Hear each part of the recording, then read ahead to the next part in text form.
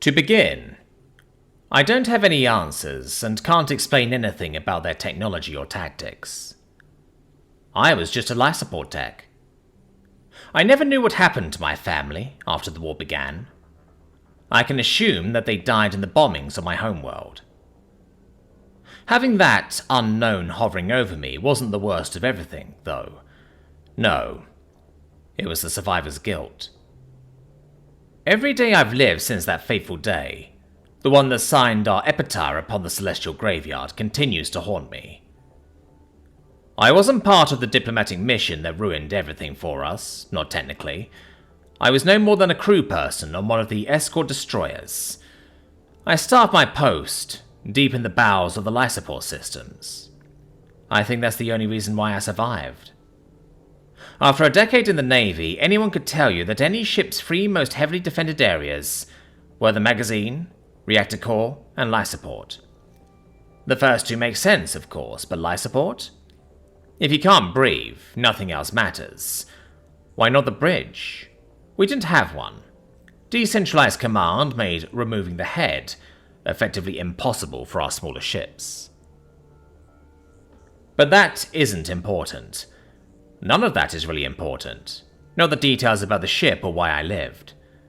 What matters is that my ship, the Lightning Strike, was included in our diplomatic flotilla, and we had gone to entreat with a newly discovered race in the mid-rim of the galaxy.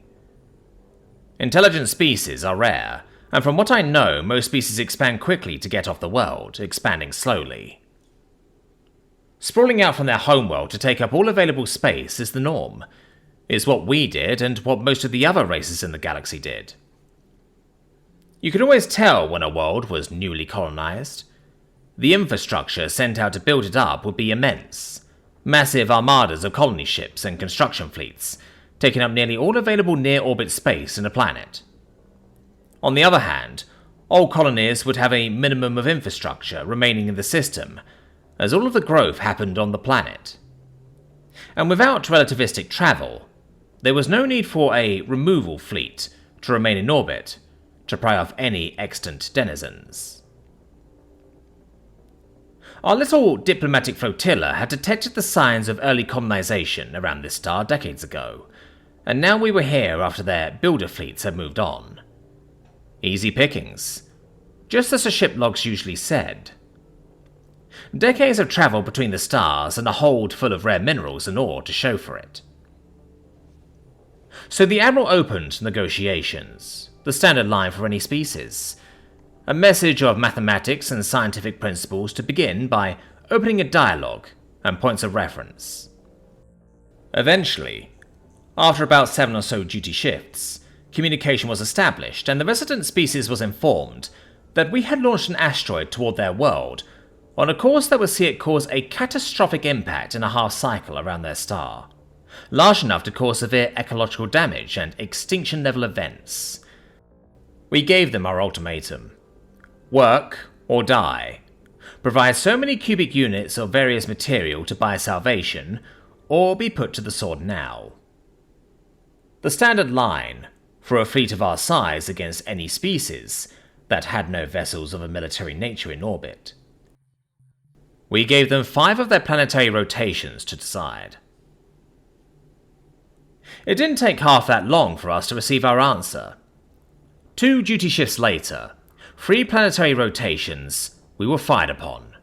Not just fired upon, but all control in the Lightning Strike was lost, and from the status panels at my life support control screen, I could tell that the ship was all but destroyed.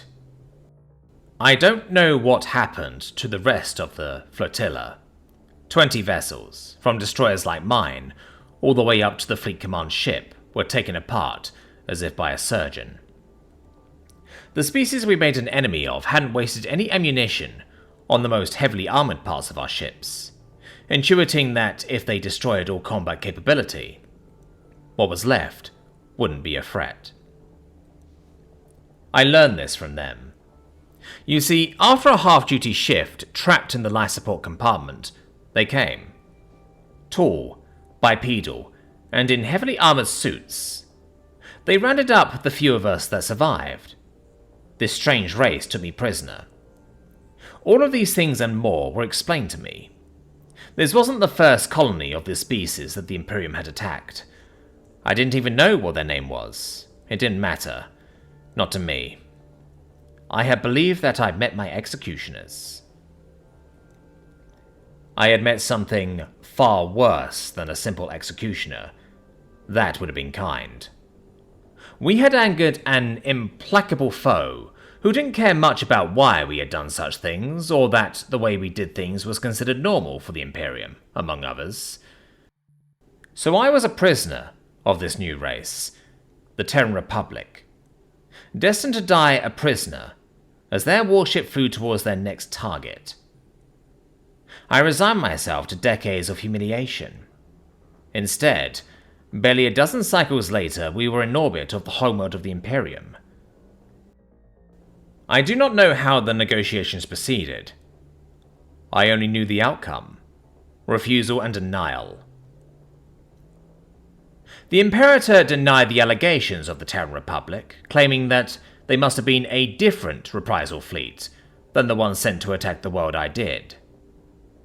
The Imperator's advisors and military commanders advised these Terrans that my fleet had been sent to strike a world 30 light years away, and the Imperium had received no communications. That the Terrans were merely deep space nomads with Imperium prisoners. So the Imperium fought, and they died by the billions. I know not what weapons the Terrans used or their tactics, merely that the small Terran fleet stood up to the might of the homeworld of the Imperium and blocked the world. The Terrans blocked the Imperium homeworld for 30 cycles, until we finally received the light beam communication sent by the flagship of my lost fleet many cycles ago. We learned then that everything the Terrans had told us was true, and for 30 cycles I sat with the shame of truth. 30 cycles for the Imperator to accept what we screamed to be true.